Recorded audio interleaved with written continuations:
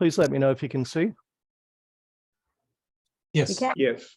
Okay, great. So welcome, everybody. This is our July meeting, our monthly meeting of Citizens Climate Lobby, the Houston chapter. Thank you, everybody, for joining.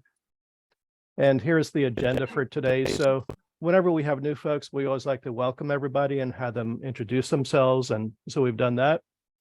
Thank you, everybody, for joining. Our main guest speaker for today will be Larry Howe, one of our old-time CCL volunteer members. And he's going to be giving us a status update from the recent Texas state legislative session and sharing what the impacts have been on the Texas electric grid and clean renewable energy. That'll be a really good presentation. And then following that, we'll go through our miscellaneous topics that we always go through and our status reports from the 5 lever leaders. Before we get into the presentation, though, we have here a QR code and also a web link. This is for the agenda that we're going to be sharing here, the slide deck. I'm going to pause here a few minutes. Everybody can either get the web link or go ahead and scan the QR code. Because as you'll see when we go through the slide deck, we always have lots of web links for various topics, and you might want to be able to reference those. So this will be a good opportunity to go ahead and do that. And I'll pause here for a few minutes. And maybe put it in the chat, put the web link in the chat. That helps too.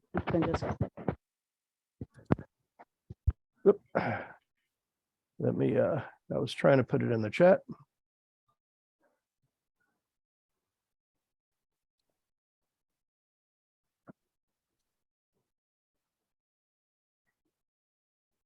Okay, I also put the web link in the chat.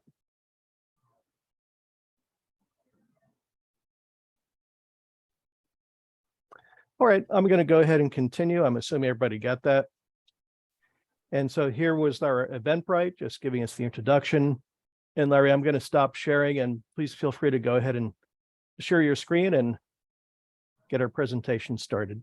Okay, so let me get this going. So let me move a few things around here. So can you see the screen all right?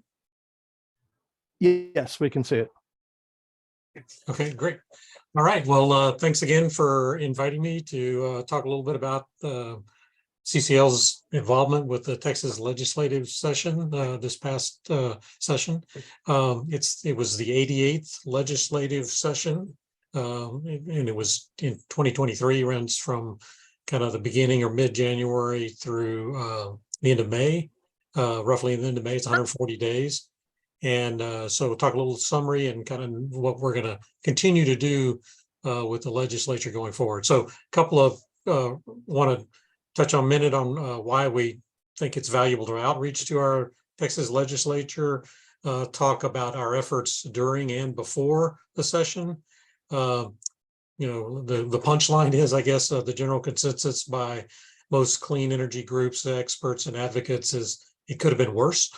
So we'll talk a little bit about why that's the case, and then talk about our efforts going forward in the interim. And so the interim period is usually, you can think of it as the 18 months when the legislature is not officially meeting the rest of 2023 and in 2024, but they do have interim activities that happen, but they're just not part of what we call the official legislative session. So there's great opportunities to engage with them during that period as well.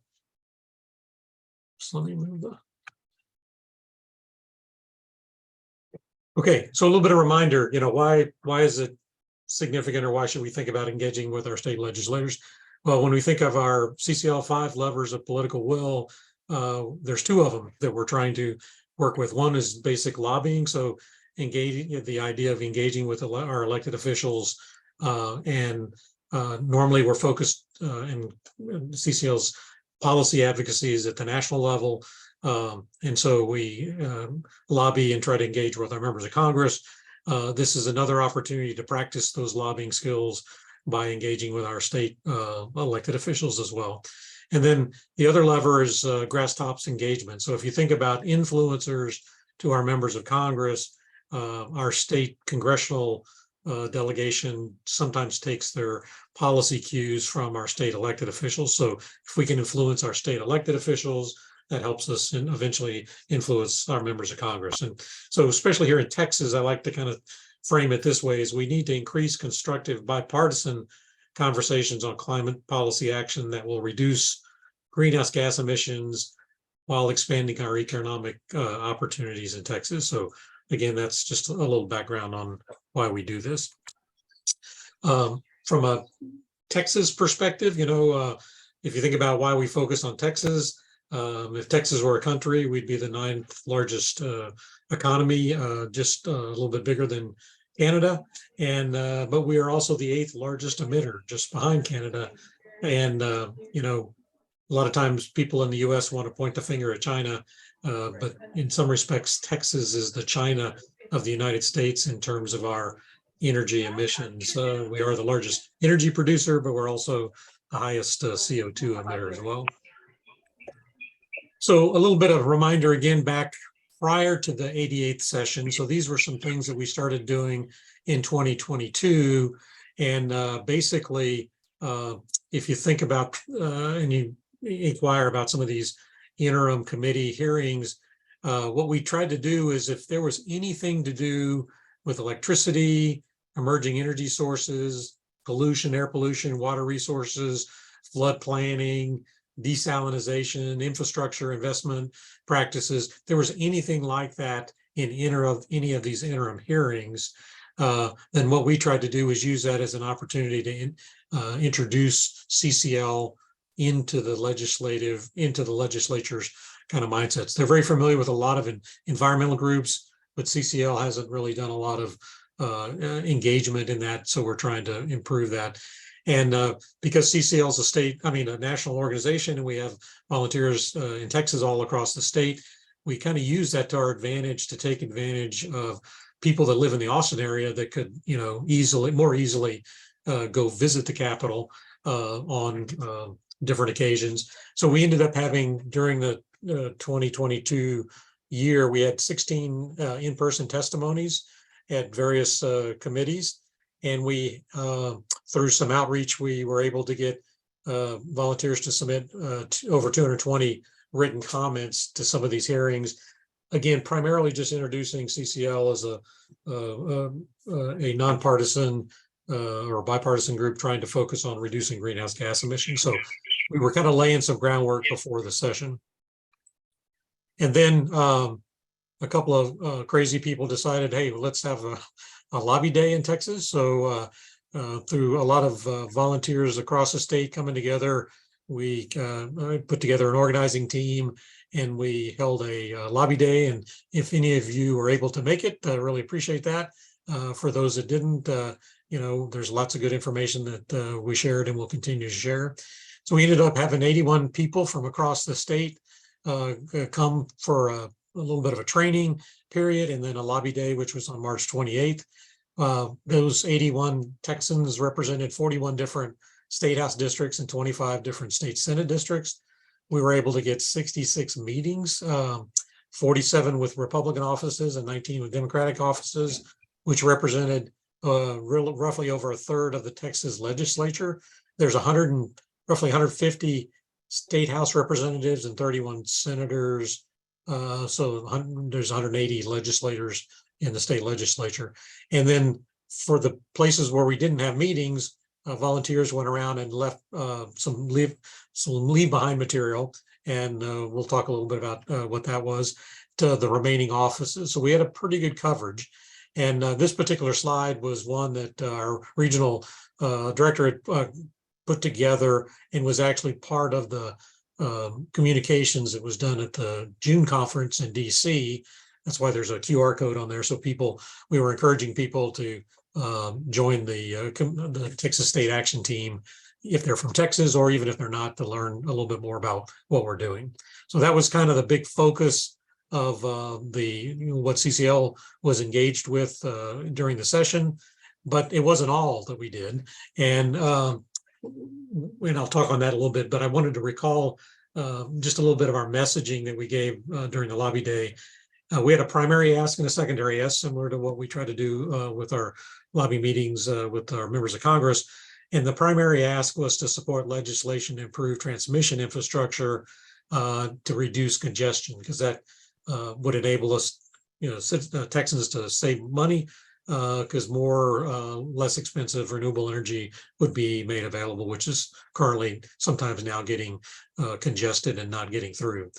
We advocated for principles rather than a specific bill. We'll go into a little bit more reason why we did that. But those, and again, it's laying some groundwork for our continued activity with the legislatures. We focused on opportunities, reliability, cost, and emissions reduction. So those are the key things that we left. Our secondary ask was to encourage bipartisan participation in the Texas Energy and Climate Caucus. I want to stress that this is a great accomplishment for the legislature to get.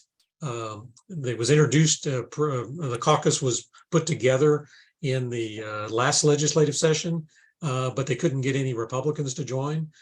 During the last interim, one Republican joined, and at the beginning of this session, 10 or 11 more Republicans joined. So there is now a bipartisan Energy and Climate Caucus in the state legislature. So that's a good news. And if we were visiting with Republican offices, we encourage them to look into that as well. Our leave behind was primarily, thinking about making smart investments in Texas energy future.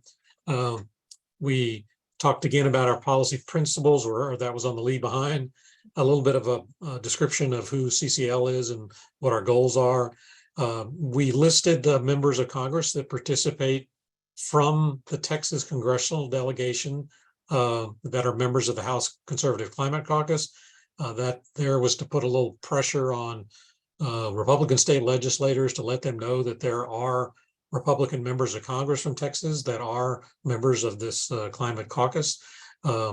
And then we also encourage them to read a little book, a pamphlet, a book that we handed out to many of the offices, and then with a link to a free download. So for people to just get a quick overview of 10 facts in 10 minutes. The authors were a little optimistic. I think it takes about 20 to 25 minutes to digest those. So beyond the lobby day, there was activity before lobby day and after lobby day. And we kind of focused those in what we called action alerts. So we issued 12 action alerts during the session. Again, it was an opportunity for CCL volunteers to get their voices heard with their members of the legislature or others. Again, taking advantage of volunteers that lived in the Austin area. There was 10 in-person testimonies provided during the legislative session. We had over 230 written comments submitted for the public record. The House chamber allows that to be done quite easily. So those were all focused in that area. And then we also had, and it was also fairly easy to track, getting volunteers to make calls. It was a little bit harder to track that, but my best estimate is that we had well over 50 calls made at different points in time regarding positions on specific bills. And if you take what we did during the session and what we did in 2022 in preparation, it's a combination of 26 in-person testimonies, over 450 written comments, and well over 100 calls to a state legislator. So again, the lobby day was kind of the big focused event, but before and after that, we were trying to keep CCL volunteers engaged with the state legislature and help hopefully building some goodwill with our state legislators with regard to CCL's position. So kind of what happened, and again, kind of focusing on the energy and climate aspects of the legislature. Again, the consensus by the clean energy experts was it could have been worse. The primary narrative out there around natural gas versus renewable energy was a big theme, but it was a little bit more nuanced than that. That's what the journalists and the experts were saying. There's a lot of great summaries out there that different organizations had written that focused on energy and climate and other environmental issues. And so we've posted those with on CCL community and our state action team with a summary. And we'll talk a little bit more about what some of those summaries were, as well as a high-level summary that we have from a CCL perspective as well. So wanted to also highlight a little bit about the chaos involved with the state legislature. So, one of the questions is, how many bills actually become laws? How many were introduced? This is a snapshot back mid of April when we were doing an update. And at that time, there was in this column over here, total House bills and Senate bills introduced. There was roughly 8,000 bills. Those are the primary law bills that might become laws, are the House bills and the Senate bills. These other items are resolutions, either recognizing individuals or different things. So they're not generally things that become laws on the House side or the Senate side. It's the bills. And so again, at that time, there had been almost 8,000 bills introduced. In theory, the deadline for introducing bills was way past. So I mentioned that for a slide here in a moment. The session was roughly 2/3 complete at that time in the middle of April, because it's 140 days and almost 100 days had been completed. And you'll notice that there were no bills passed at that time. So 100 days into the legislative session, 8,000 bills introduced and none had been passed. So bills, kind of a mad dash to the finish.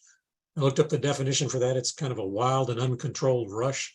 So I kind of think that's what it appeared from the outside. And then if you were a legislator or a staffer, it was probably kind of crazy. So at the end of the session, there was 8,046 bills introduced, which, oh, by the way, there wasn't supposed to be any more bills introduced after the deadline, which was back in March, but somehow the rules don't always apply. There were 1,200 bills passed. So in the roughly 6 weeks from the middle of April to the end of the session, which was at the end of May, 1,200 bills were passed. And there's a period after the end of the session, the 30-day period, where the governor has an opportunity to sign them into law, veto them, or do nothing. And if he does nothing, then they become law after 30 days. And so there was a number of bills vetoed that were primarily vetoed because the governor was upset with the Senate. And unfortunately, some of the energy efficiency bills got caught up in that. But anyway, just kind of the magnitude of what the legislature attempts to do is pretty chaotic. And the number of bills and the bills passed, they're probably similar. If you go to one of these websites here, you can see a kind of a history of all the sessions over the last 5 or 10 years, if you want to compare this session to prior sessions as well. And I'll put the link to this presentation in the chat, and then Joe will also include it in the meeting notes. So I want to spend a few minutes on some particular legislators and some bills that we will touch on. These are also kind of an excerpt. One of our volunteers, Ann Drum, has put together a written summary that we're going to probably put out here in the next week or two. And so these are some of the key points that she highlighted. Representative Drew Darby, based out of San Angelo in House District 72, he was kind of a focal point early on in the session around transmission bills. And so we had the opportunity, a couple of us, to talk with his chief of staff, learn a little bit about what he was doing. And he was, really trying to help all of the above energy by getting more transmission in key areas. And he sponsored House Bill 1254. And unfortunately, he got tagged by the anti-renewable lobbyist as a giveaway for renewables. So we introduced a slight variation for in House Bill 2848 a little bit later in the session. And then it got also tagged as by the anti-renewable lobbyist as a renewable energy giveaway. And so those bills kept getting tagged and squashed. But another bill House Bill 5066 was introduced by another legislator. It focused a lot on expanding transmission to help the Permian Basin oil and gas industry, and that bill passed. It accomplishes many of the same things that Drew Darby's bills were trying to do. It just didn't have the baggage of being tagged as a renewable giveaway. So from a CCL perspective, that's a good thing, and we're appreciative of Drew Darby's efforts and the fact that a bill eventually got passed.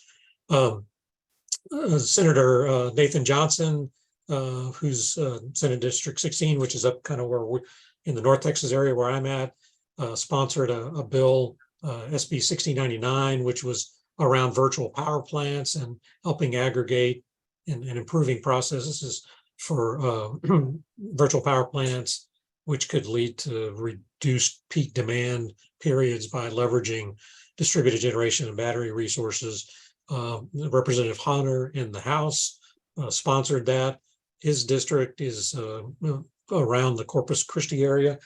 Both of these legislators were champions for clean energy type bills. And in particular, Representative Hunter was chair of the State Affairs Committee in the House and was predominant in trying to stop the Senate bad bills that were basically trying to kill renewables in Texas. So again, and then Nathan Johnson, a big strong advocate for clean energy and energy efficiency type bills to help consumers save money as well. There was Senator Mendez and Anna Hernandez in the House helped get a bill through from the Senate Bill 2453, which basically was to help improve or take advantage of the newest international building codes to help, so that as new structures are being built, they're more efficient, which can improve the quality, living conditions for people living in houses or buildings, making it more comfortable and save them money. And that bill was very widely supported in both chambers, but it was one of those bills that the governor said, I'm penalizing you because you didn't do what I wanted to do on other things. So now we're going to veto that. The point of reference on that one, I don't know if that has to then wait 2 more years, or if he gets what he wants in one of these special sessions, will he release the veto? I'm not sure exactly how that works, but that was very unfortunate that that one got stabbed for that. There was a couple of other energy efficiency bills championed by Representative Rafael Anchia and Senator Sarah Eckhart, and those bills made progress through their respective chambers, but then they didn't have enough time to get through and or were killed by the opposing people. So again, energy efficiency is a great way to reduce emissions. It's a great way to save consumers money. But it's counter to what a big energy state wants to do. We want to sell more widgets. We want to sell more energy, more kilowatt hours. And it's we need to figure out ways to change the business model so that energy efficiency is valued as much as selling kilowatt hours to people. Okay, so the next couple of slides, I'm not going to go through in a lot of detail, but these are all references that are in our forum thread on different summaries from different groups. These are some of the journalism and newsletters that are out there. We encourage you to support good journalism. A couple of these were behind a paywall, so we went ahead and put the actual text in the forum thread. So if you click on these links later and you can't get to them because they're behind a paywall, you can go to the forum summary and look at them there. and these were some good kind of summaries of all the different perspectives and different things going on. Like a match made in Texas. We have all these great clean energy resources, but for some reason now, we're attacking those, or our elected officials want to attack those. And so anyway, those are some good articles to check out later. And then these are some summaries that were put together by environmental advocacy organizations or different clean energy groups. Sierra Club did a really good one. The Advanced Energy Alliance has got a good summary. The Environment Texas has a really good summary. And then if you're really into wanting to know particular bills, good or bad, killed or passed or whatever, the Texas Solar Energy Society actually had a good summary of bill by bill things that were clean energy related. So that's another good one to look at if you want to kind of explore that in more detail. Okay, so now what? Think about opportunities in the interim.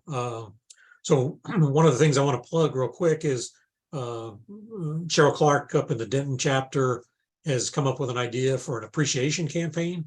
And so there'll be some information coming out soon on that. We'll put that on the community page as an action alert. The idea is basically she's done some research and found 8 different bills that all are things that passed that improve the opportunity for clean energy, electric vehicles, things that will help reduce greenhouse gas emissions. And so the idea is, and she's provided some tools to help find if your House member or your senator, state senator, voted in favor of those bills that were passed. She's come up with a little template to help encourage people to write to their state legislator and thank them for of those 8, either all 8, or if it was only 6 or 7 or 5, whichever your legislator voted to pass, an appreciation to them as a way to, again, engage CCL volunteers with their state elected officials to help encourage some positive appreciation and respect going forward there. We also want people to be thinking about planning to meet with their state legislator sometime over the next 18 months, either in person or virtual. So if you start thinking about that, keep in mind they're still in session with these special sessions. So my guess is the fall would probably be a better time to meet with them. And usually by fall, they're back into their districts in districts. So you might have a better opportunity to meet with them in district. So just be thinking about that. Again, opportunities to talk to them. And we want to, you know, in those meetings, we want to think about open-ended questions to hear from them. And so, you know, these are the kinds of things that, you know, we'd like you to be thinking about is, you know, would you help your constituents get more comfortable with the basic science, help by either hosting or sponsoring some science workshops? You know, how do they see reducing greenhouse gas emissions in Texas, you know, reducing energy costs for Texas? How can we strengthen the grid?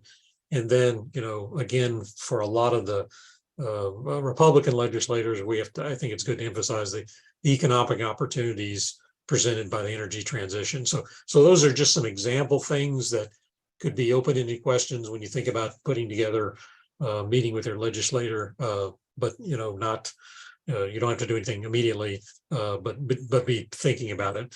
You know, if you're ready to request a meeting, you know, maybe you can even schedule it months in advance. Go ahead and, you know, start engaging with the office, you know, scheduling a meeting, and then let us know. You know, you can email me and we can start talking about it. I'm also trying to encourage people to use the community forum to, you know, talk about what they're doing with their state legislator, you know, talking about, you know, successes they've had in meetings, or, you know, if they have questions, you know, it's a good way to, you know, engage with people kind of all across the state. So again, I'm advocate of CCL community to try to do that. And then, you know, encouraging people to stay connected, right? So if you're not a member of the state action team and CCL community, please join that. Follow along the group's forum and engage with topics as they come up, or introduce new topics that you'd like to get information exposed about. And then ask other volunteers across the state that you know to consider joining the action team. Again, I think we have 92 people signed up right now. It's a pretty good smattering of people across the state, but we have 10,000 volunteers across the state. So, you know, if we could get at least a couple hundred people engaged with the community forum for the state action team, I think that would be a good representation for what we can do. And that's kind of it. So open for questions. Let me put Thank you, in, Larry. put in the chat here real quick. The presentations for people that want to grab it now. And then I'm available to take questions. Larry, before we start the questions, I had one thought. I know that I've seen several really good videos of the in-person meetings, the in-person presentations in Austin. If Mhm. you have one of those handy, I think it might be helpful just for folks to see what it's like when we do an in-person there at the in the state legislature. Oh, yeah. So let me do a little quick check here. Sorry for putting you on the spot. No. So those were primary. They were not necessarily the meetings. They were the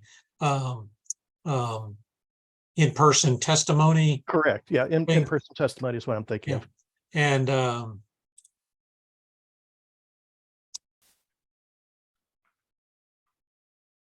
so there are two ways you can find those.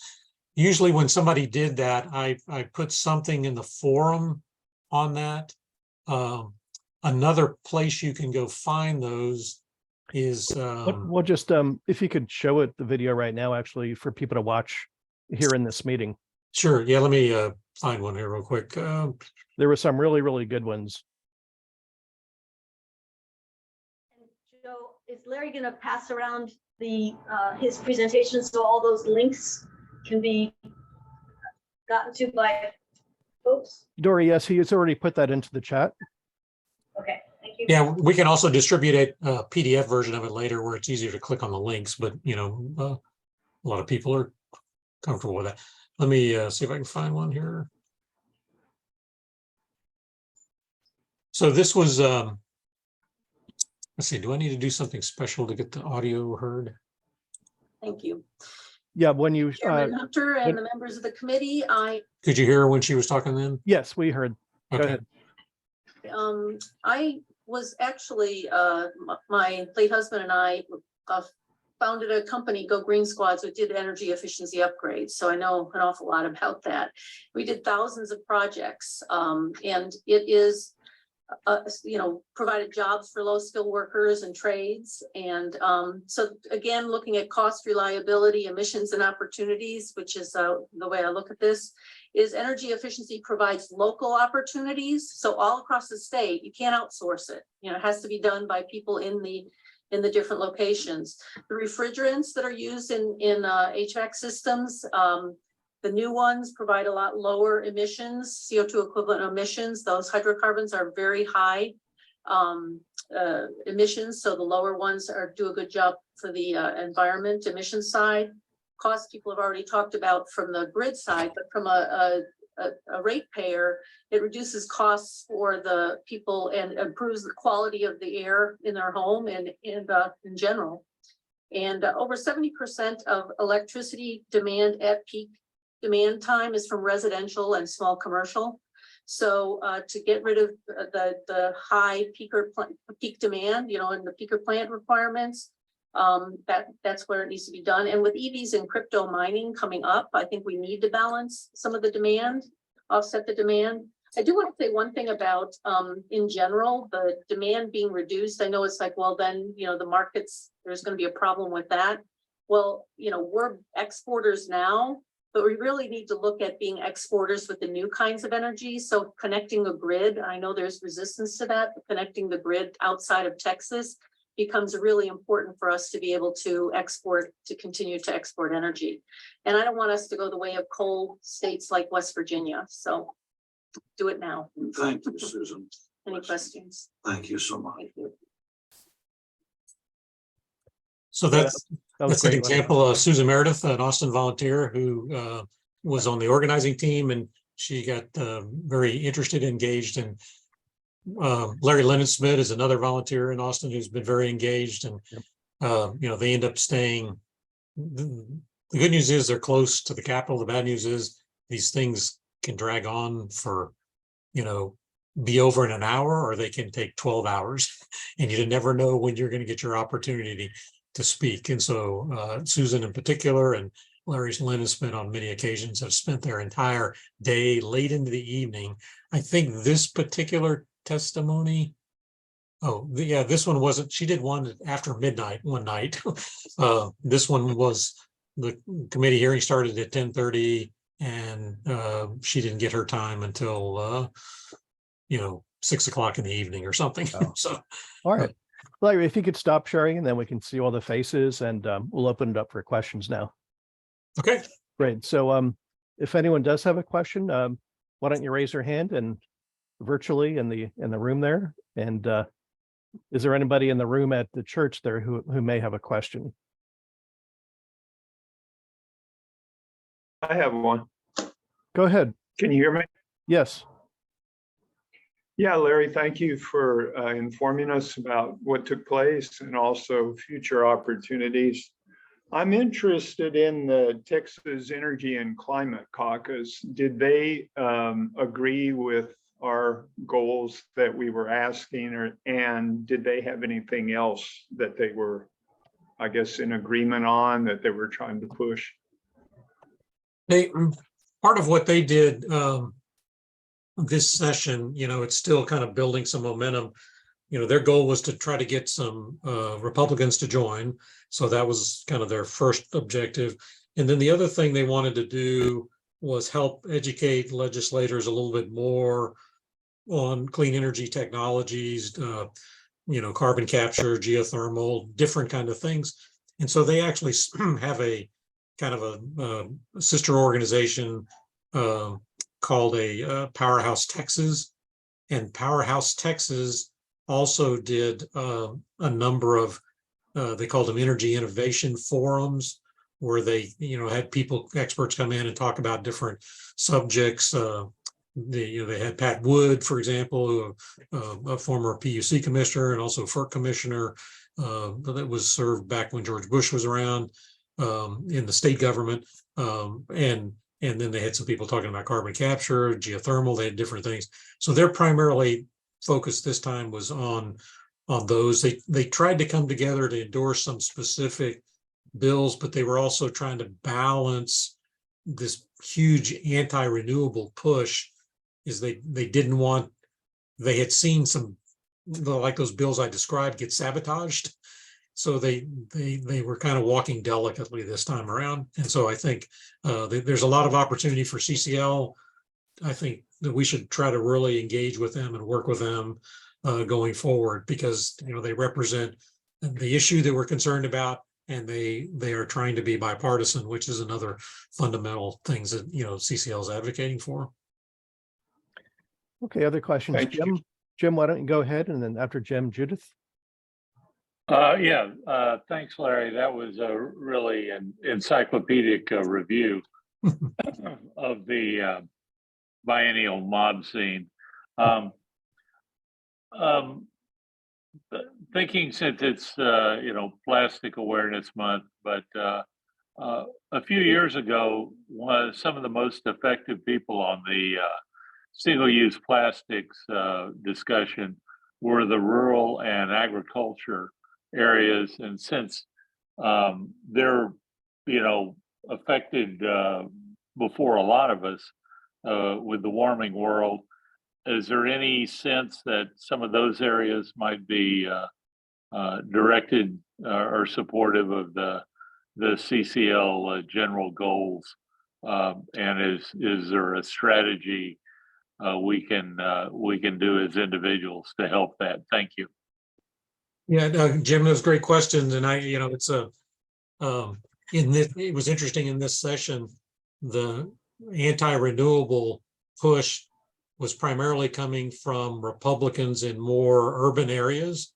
Republicans in rural areas are quite happy with the wind and solar providing revenue opportunities for their districts and things as well. And so one of the people that we worked with early on, besides Representative Darby's chief of staff, was a few people from the renewable energy industry. The Alliance I can't, I get Advanced Energy Alliance is the group that's a strong renewable energy advocacy group. And there was a couple of people, lobbyists that we engaged with, and Judd Messer was one of them. And he came to our lobby day training session to talk a little bit about some stuff. And he pushed real hard on, the opportunities that the clean energy transition can bring, particularly for rural communities. But I think the challenge we have is there's still the historically, and I'll say this as a right of center individual, over the last 10 years, Republicans have been anti-climate conversations, and most of the rural districts have transitioned to be predominantly Republican. They're stuck in this mode of, hey, we're for clean energy, but we don't necessarily accept climate science yet or something, and so I think there's great opportunity for CCL to help bridge that gap. Any ideas that anybody have would be really great in that respect as well. I'll also comment too that my observation has been, there's lots of great environmental organizations, Sierra Club, Environment Texas, numbers of other groups that have been involved with the state legislature for very long, for decades. My perception when I try to stay engaged with them and learn from them, they have been beat into submission that you can't say climate action in Texas. And so everything they try to do is anything they can do to make progress on pollution issues, air quality issues, and things like that. And even the climate issues, they try to do it without saying climate.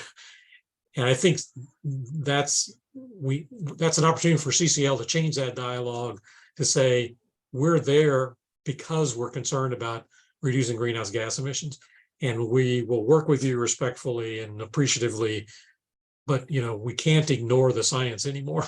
And so but just like we learned, those transmission bills, which should be apolitical, not any, they got tagged as renewable energy woke capitalistic handouts, and so you have to dance through that kind of thing. And we got instructions from those lobbyists after those two transmission bills got killed that 5066 was working its way through, and they said, please don't talk about it, let it work its way through, let the oil and gas industry push it through, because if it gets tagged by some environmental group, it'll get killed again.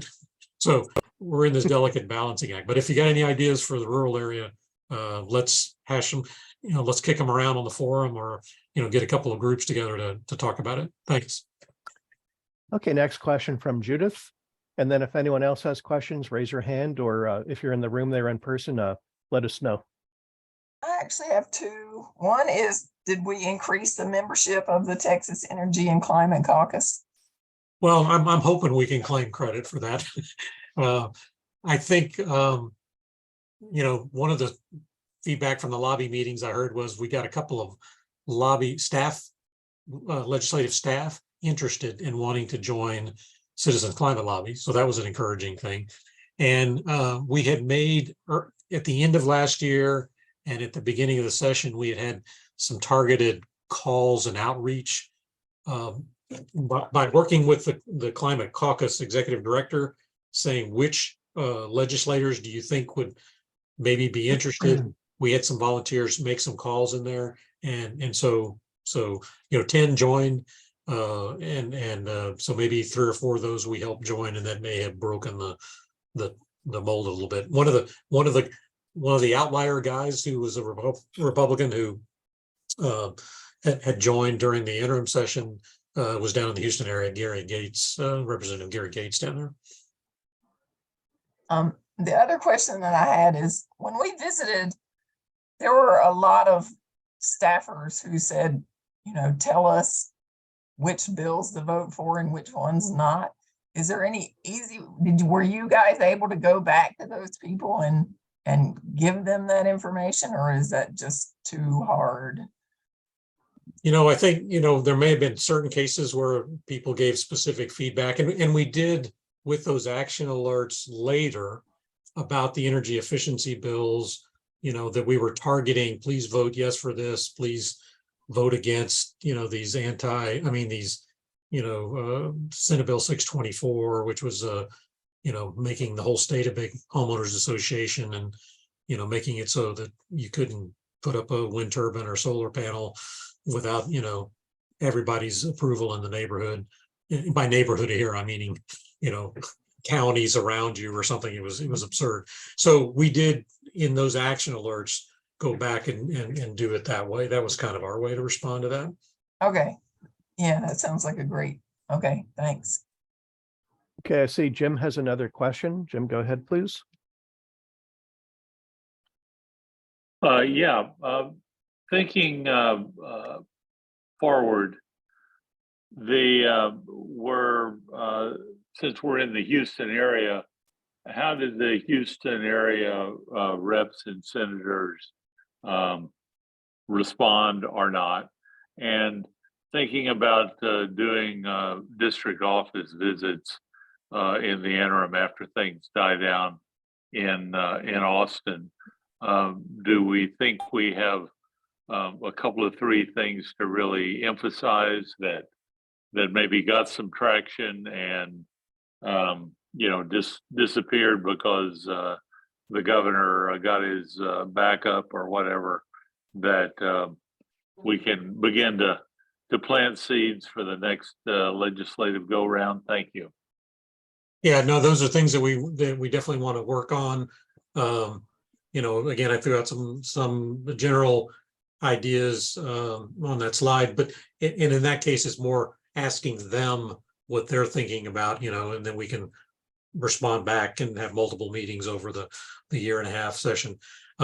We did, the Houston area, John Segrin, prior to in the last session, when we were still kind of in COVID mode, had gotten some Houston high school volunteers very eager. We had a number of meetings with Houston state legislators that were pretty productive and, at least encouraging, the engagement and the dialogue.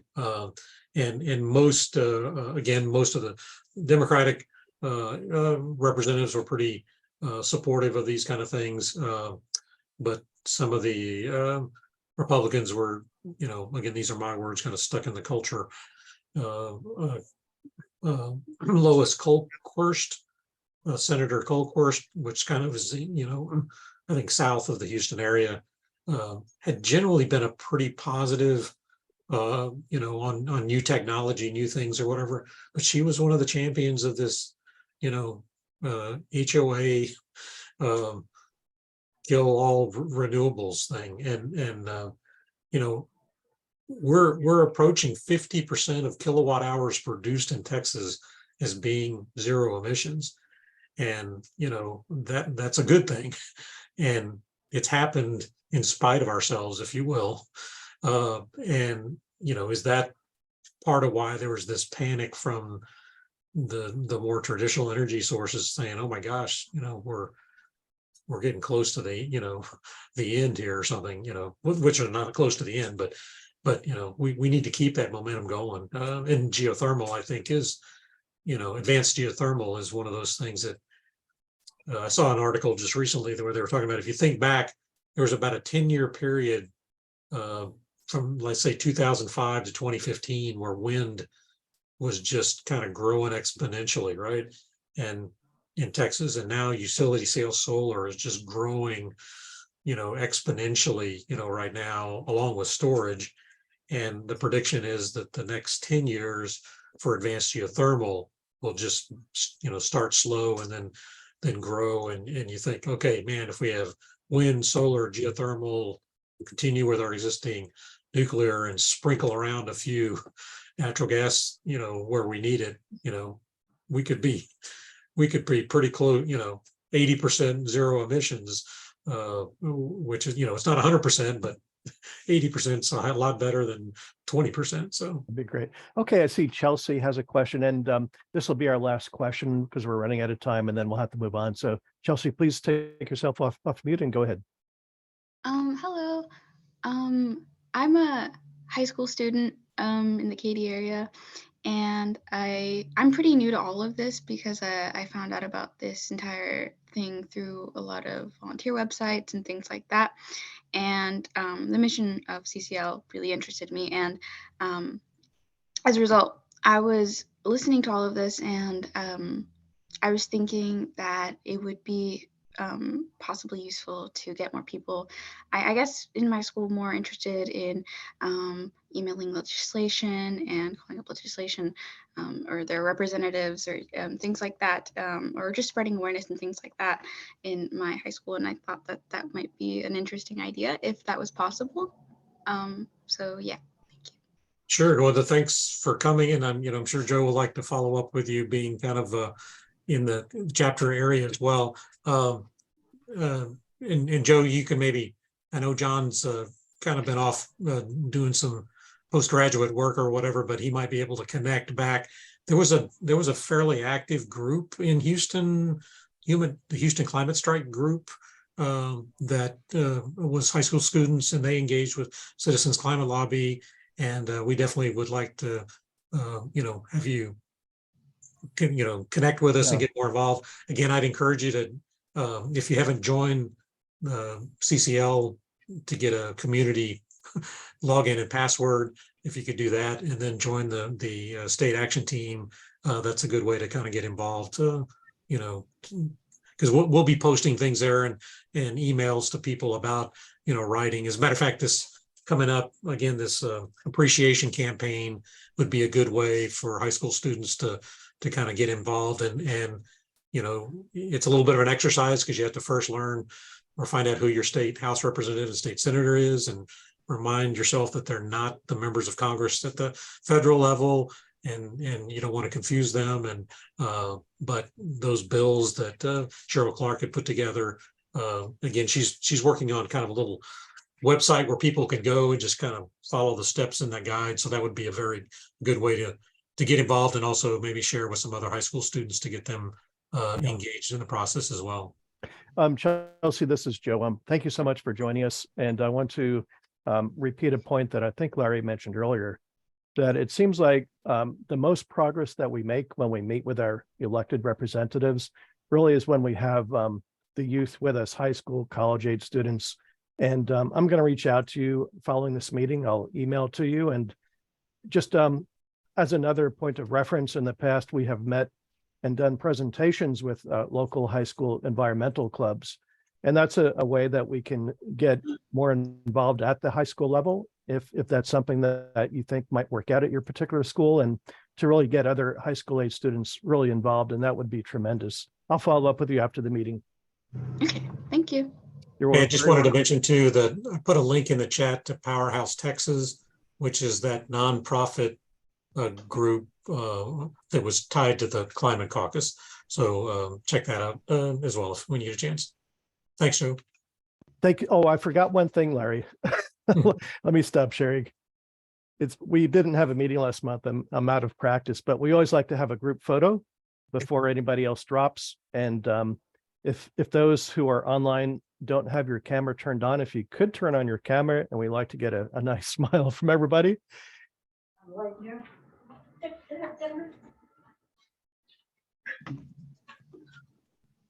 Swear.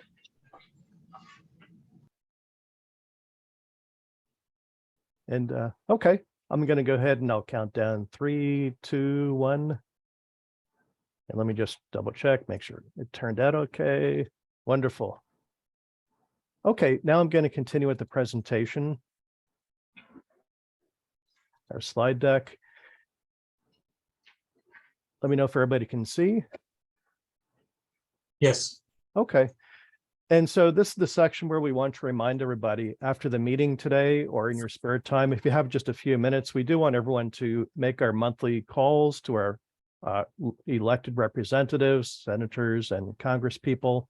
And so just a reminder, again, we're not going to take time during the meeting, but all the information is here. And the key link here is to our Citizens Climate Lobby webpage, cclusa.org/call. And that'll guide you through with the script. It's very simple and very easy to do.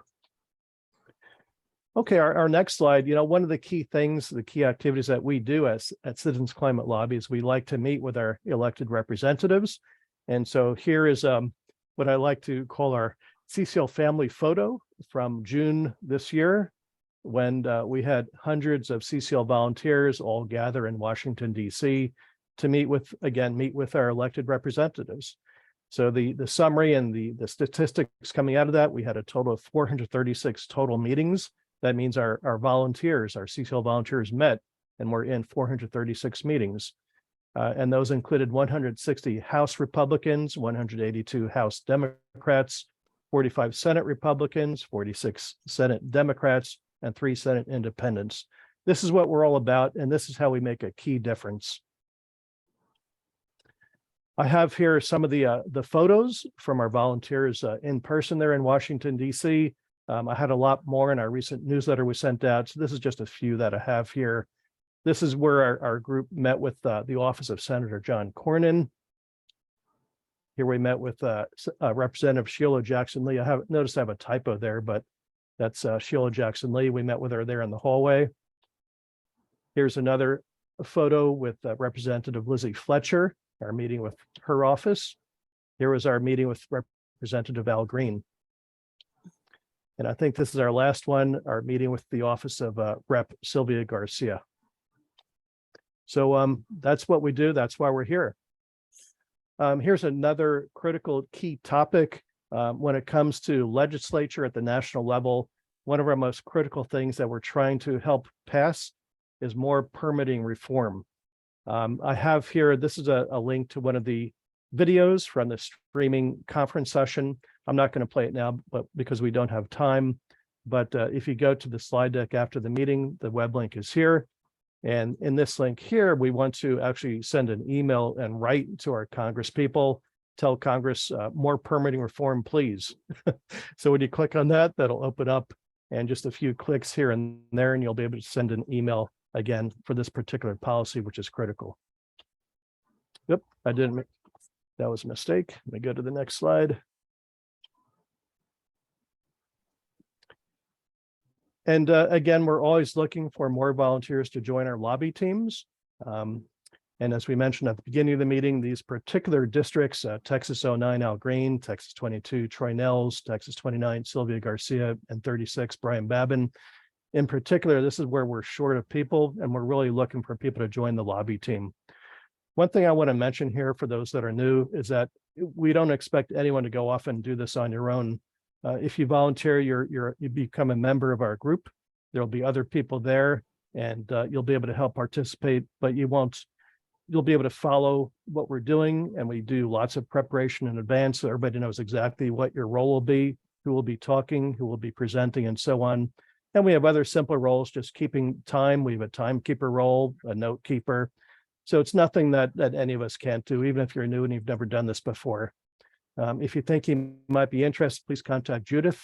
Judith Hyatt's email is there. So Joe, I have a little bit of a progress report. I don't know if we have time for that. Well, we're going to get to that. If you can hang on, Judith. Okay. Okay. Here is some other information directly following this meeting at 12 noon. We always have our CCL National Monthly Speaker. This month, it's going to be Saria Ben, Executive Director of the Policy Foundation of Maryland. And she has extensive experience and expertise in policy development and information. That might be another interesting meeting you might want to join. And the web link is there again, cclusa.org/meeting. And here we're up to our 5-lever status reports. And Judith, you're up. Please go ahead. So the progress toward filling some of the positions we've been,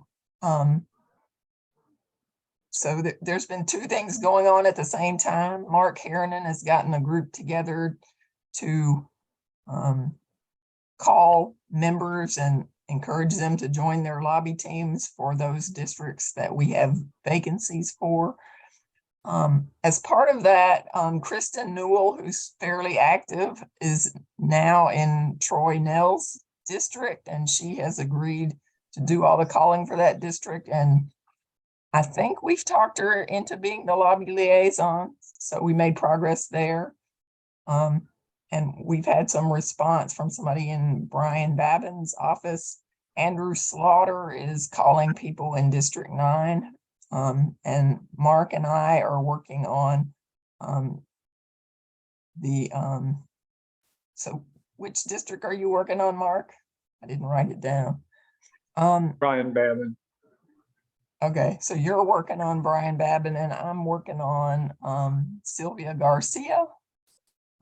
Which the other thing is that we had several people go to Washington, and one of them was Lulu DeBoer, and she's actually in Sylvia Garcia's district.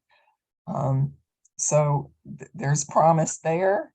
And one of the very active people in Washington is a new member named, oh my gosh.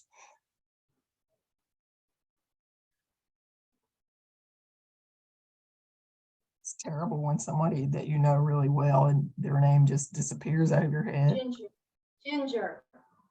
Jenny McDavid. So I talked to Jenny yesterday, and she actually is going to agree to work with me as a co-lobby leader. So we're really excited. I'm really excited about having another person to work together with to make sure these lobby teams get filled. On this screen, there's just the primary and supporting asks and the videos that were, if you went to Washington, I thank you, and you probably got all this information in Washington, but if you didn't go to Washington, it would be a good idea to review the primary and supporting ask in Washington and watch some of the conference videos to get caught up on what's going on. So that's all, unless anybody has questions. Any questions from anyone about lobbying? Okay, and I just want to point out, especially for those that are new or have not joined our meetings recently, that the way that Citizens Climate Lobby is organized internally is that we have 5 specific levers. We call it a lever. You can also think of it as a team, 5 different teams, but we call them levers because this is how we create leverage to achieve our objectives. And so we're going through the status reports now for each of the 5 levers. And so you've heard from Judith, and Judith is our lead for the lobby team lever. I'm going to move on to the next slide, and our next lever is grass tops from Court. Court, please go ahead. Hey, so grass tops, as you heard Larry speak to, is focused on higher level organizations or individuals that help have a bit more weight than for our congressional leaders. And so within the greater Houston area, there was a lot of effort to reach out to different organizations or individuals to ask for their endorsement of our legislation or the legislation that we want to pass, a carbon fee and dividend. And so our current outreach right now is going to be focused on the transition of our transportation. So Metro buses and Houston ISD and Magnolia ISD, they've gotten funding to transition to either electric or propane. And so I think it would be important to keep tabs on that and really understand like what their process is going to look like if they're getting the money next year. And then as Larry spoke to the state representative, so there's a community team, Texas State Action Team. And so like in December, we have a holiday party. Instead of our meeting, we just get together, and I invited some of our state reps, and there was some people who actually responded versus a robot, which was nice. And and some even showed up, one showed up, or in the past has showed up. So continuing to engage our state representatives is important, as you heard from Larry. And then this other project that's kind of in progress, something that Ohio did in Kentucky was they got economists to sign and endorse a carbon price in general, like very generally. And then those CCL volunteers wrote an op-ed about it that ended up in the paper. And so we're trying to do something similar here in Texas. We started off with Economist, and Texas is really big, so we really want to have a larger number. And so in an effort to increase our number, we're doing an academic approach versus just economist approach for this. And so the goal is to email academics across the state, primarily at least in STEM, and to ask them to sign this endorsement, which would then lead to us posting an op-ed probably in the Houston Chronicle. And so that approach is pretty statewide. So if there are any other ideas for Grass Tops engagement, again, it's helpful for whenever we're speaking to presentations, which Mark will touch on in a minute. It's also helpful whenever we're speaking in our lobby meetings to be able to say that local organizations and different individuals endorse a carbon fee and dividend. Just that leverage that we're looking for. Unless there's any questions, that's all I have for today. Thank you, Court. Any questions for Court about the grass tops? Okay, I'm going to move on. Mark, for our grassroots team. Yes, so we are looking for, You stay sitting, we can see you. When you stand, we can't see you. oh, I'm cut off. I'm that tall. There you go. We are looking for opportunities to present, first of all. So this could be church groups, environmental groups, even college or high school groups. So we don't have anything lined up presently, but we are going to meet in a week, our little subcommittee, and we're going to throw out some ideas. So we may be getting some traction on that soon. And then with tabling, we're also going to see if we can find any community events. Tabling is, we set up a table. We did that a couple months ago at the Houston, I'm trying to think of the name of the Discovery event. Green? Yeah, the green. That was our Earth Day event. Earth Day. Houston Earth Day is an annual thing in Discovery Green. So we set up a table, we put out our flyers, QR codes so people can learn about what CCL does. And we just talk to passersby, trying to engage with them where they're at in terms of what are their concerns about greenhouse gas, what questions do they have that we may be able to answer. So it's really a lot of one-on-one. Yeah, I enjoy doing that. So anybody's welcome to join that. Once we do have a tabling or presentation, if anybody would like to participate in that, you're willing to do that, even if you're not on the grassroots team. I think that's it, Joe.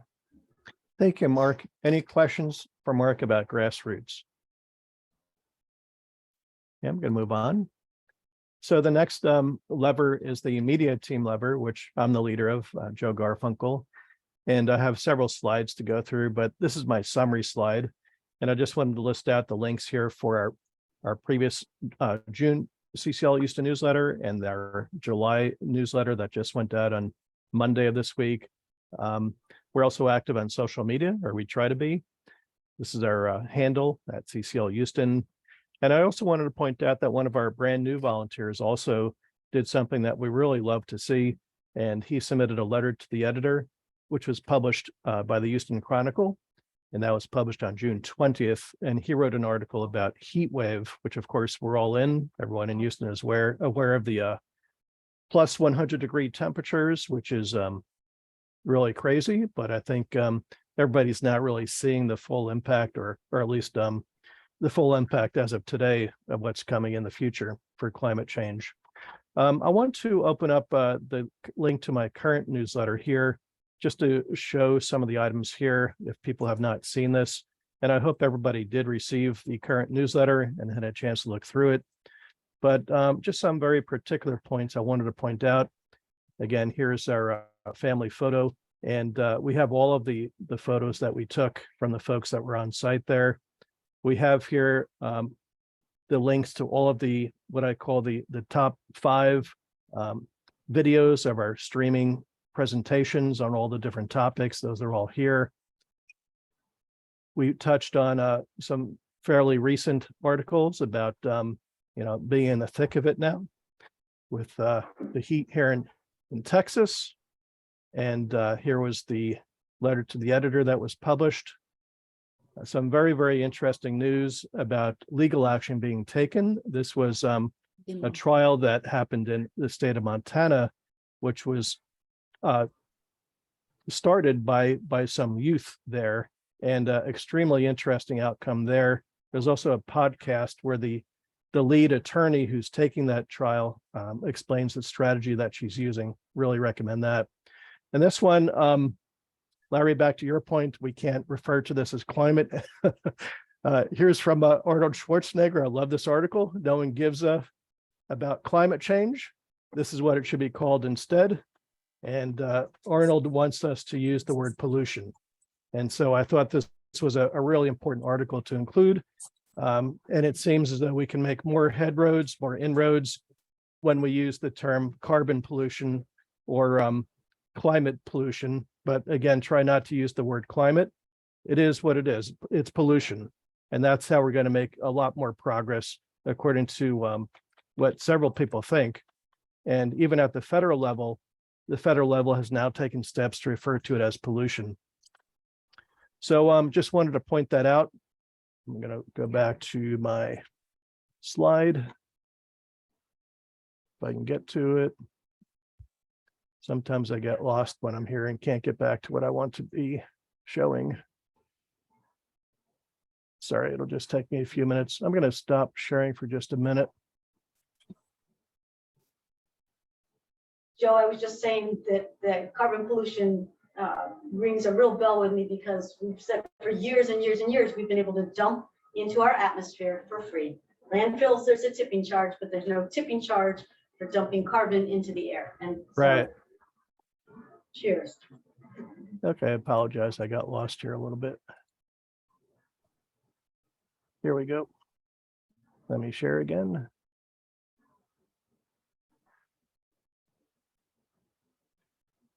I'll just have to get back down to where I was.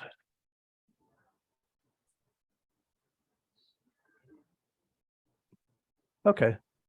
If you go into slideshow mode, the other slides that I have here for the media team, I always like to show a few examples of what we're putting out on our social media. These happen all to be on, on our Twitter account. And we didn't have a meeting last month. So some of these are fairly old because I didn't have a chance to present them from last month. But these are all representative about what we're trying, what kind of messaging we're trying to do on climate. The first one there I really liked. That was something we put out for July 4th holiday. I'm sorry, the Memorial Day holiday. And I did an experiment here. I just like to share this story. I asked ChatGPT to try to link Memorial Day holiday with climate change and to see what it came up with. And this is what it showed me. So I thought that was great. On the right side here, this is a video we have, one of our CCL videos about permitting reform. And so we put that out. That's really critical. On the left, another internal CCL video to explain to people what we do to try to attract more people that might be interested and get more volunteers to join us. The same on the right, that was another CCL video. Climate change isn't a future threat, it's here now. Very interesting stuff. On the left here, directly about Texas and trying to do something about methane mitigation in Texas, which could create thousands of jobs. But again, there's not much progress being made on that. On the right side, this was something very interesting that I saw. And this has to do with red herrings. And it says they're right at the top. Big oil is manipulating the way you think about climate change. Take carbon capture, for example. the best way to reduce CO2 is to stop burning fossil fuel, not to spend billions on a new industry. When you see a red herring fallacy, call it out by name. Oops, that's a red herring. I love that one. That's one of my favorites. On the left was our group photo picture from our meeting back in May. We had a professor from the University of Notre Dame, and that was a really good discussion. On the right, showing people what some of the impacts of climate change look like. This was actually a GIF image, and it showed this same location roughly about 100 years ago with the glaciers there. And now what it looks like now, there's no ice, no glaciers remaining. So before and after. Just a couple more here on the left there, an interesting news item about China. And China is really making great strides in trying to take really good action. In China, the electric vehicle industry is one of the largest in the entire world. And so lots of people buying electric cars in China, gasoline cars, not so much. Gasoline car values plummeting in China. On the right there, Mark, this was the photo that I love from our Earth Day tabling event back in April. And that was one of the photos, and put that out on Twitter. Here on the left, I also like these editorial comics. You can see there, back then, it's not the heat, it's the humidity, right? But now it's not the heat, it's the wildfires, hurricanes, polar vortexes, cyclones, floods, droughts, etc. On the right, heat pumps are another really critical thing that people need to start buying instead of regular furnaces and air conditioning. So this was interesting. Heat pump sales outpaced gas furnace sales in the US in 2022. That's really amazing. And that's a great thing that's happening. And I'm done with media. If anybody's interested in helping with media, let me know. Dory, chapter development. For any questions for Joe on the great work he's doing, Joe, your newsletters are amazing. Thank you. And then my last but not least, we love our new members. We need to touch them and invite them and make sure that they're engaged. And so if you want to help with that, I could use more help. But I'd be curious if we have like a minute or two, Joe, I would love to, these meetings tend to be all presentation. And so if we take a minute and go around, because I feel like I know you, Jenny, from before, right? Yeah, I think I emailed because I haven't been able to make a meeting. Okay. And you're Houston based. Hey, Dory, we can certainly do that. We have time, but are you finished with your slide here? Do you want to share anything else? Okay, so I'm going to stop sharing so we can all see each other. And we do have about 5 minutes where we can do a round robin and share thoughts and feedback. So please go ahead, Dory. Thank you, Jenny, for sharing. Is there a particular area you'd love to get involved in? I'm not sure. I'm not really familiar politically, but I work at the Med Center here, so might have some people interested. Okay, and one of the things I'll share that just came up Thursday night at our steering committee meeting. This is a game called Climate Fresque. It's a 3-hour climate game, and one of our CCL members is going to talk with Mark and Courtney and see about finding a place to have that kind of game. And so that might be fun to just see if we engage more students and friends. Okay, and you guys, and so how did you hear about CCL? And so we found the event on Eventbrite. We're actually from a campaign. Okay. Karthik Sura, he's running for Senate District 15 in Texas. So that's currently John Whitmire's district. And we just wanted to hear what you guys have to say. He's actually a renewable energy developer. And a former HISD school teacher, so he is very interested in climate. He'd probably understand a lot more of that presentation than I do. But we kind of wanted to hear y'all out and also spread the word about his name. Did we have? Yeah. Steering meeting. We should get him to come talk to us. Right. So Karthik did come to a steering committee meeting. So the people. So yeah, I found the event and then he sent me the event to put on the calendar. So that's probably how he originally got it. Good. Well, he definitely sounded like he was in our camp and was going to help promote. So for sure, he's not taking any of that big PAC oil money. Good. So if anyone is interested in volunteering, okay, so we can help him. And you want to add anything to that? I want to. I'm sorry if I can just add something very quickly, if you can hear me. So when we get Yeah. to speaking about specific folks that are running for positions, candidates that are running, or representatives that are already in office, we have to remember one key critical item. As a volunteer of Citizens Climate Lobby, we are bipartisan, nonpartisan.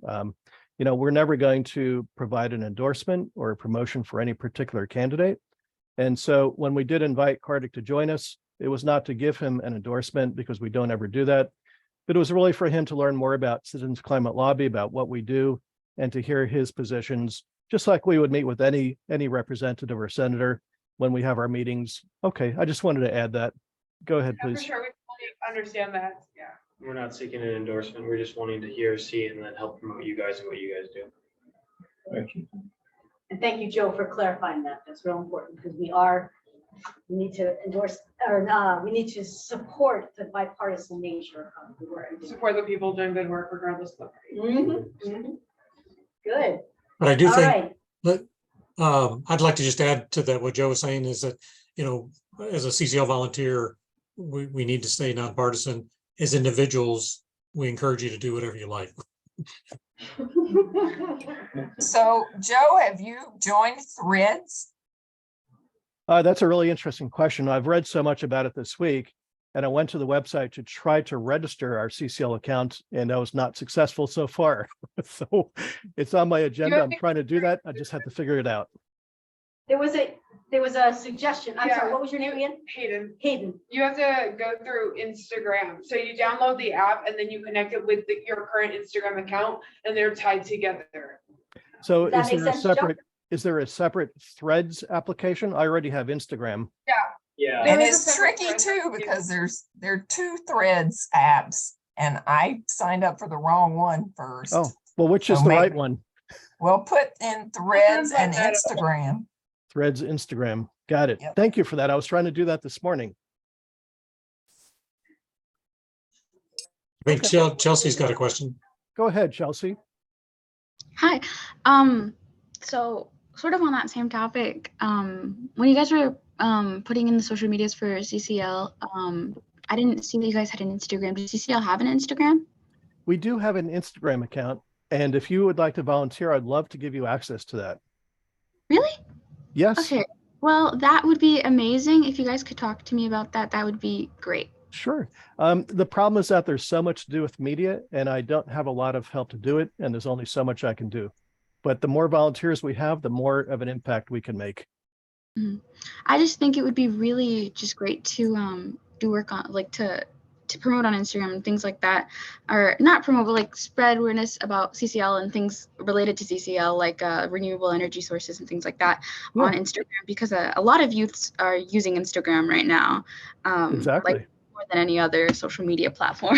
And also, we have a TikTok account if you're interested in that.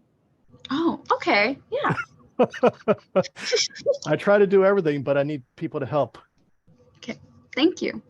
Jim? Jim has. Yeah, just a comment on our earlier discussion on effective communication.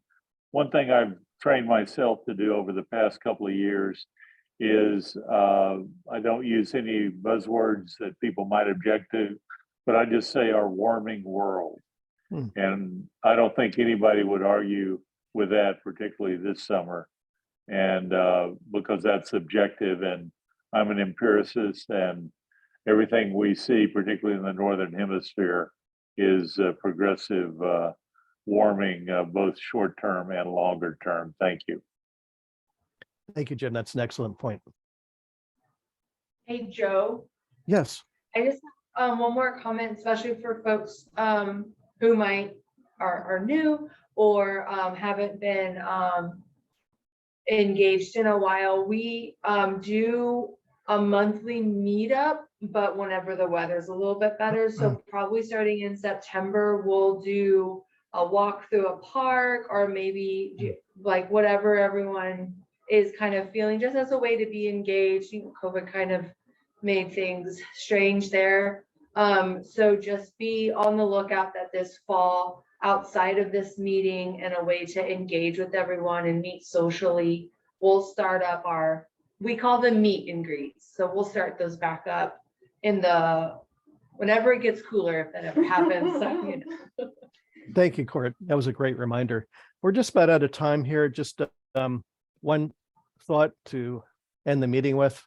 We're always looking for new ideas and thoughts from our volunteers. If anyone has suggestions for meeting presentations, suggestions for tabling events, suggestions for items to include in our monthly newsletter, anything at all, we're always open and really eager and looking forward to getting those suggestions from anybody that wants to contribute that. Other than that, thank you so much, everybody, for joining us, and I hope everyone has a great weekend. Thank you again. Thank you, Joe. Thanks, Joe. Bye. I have some.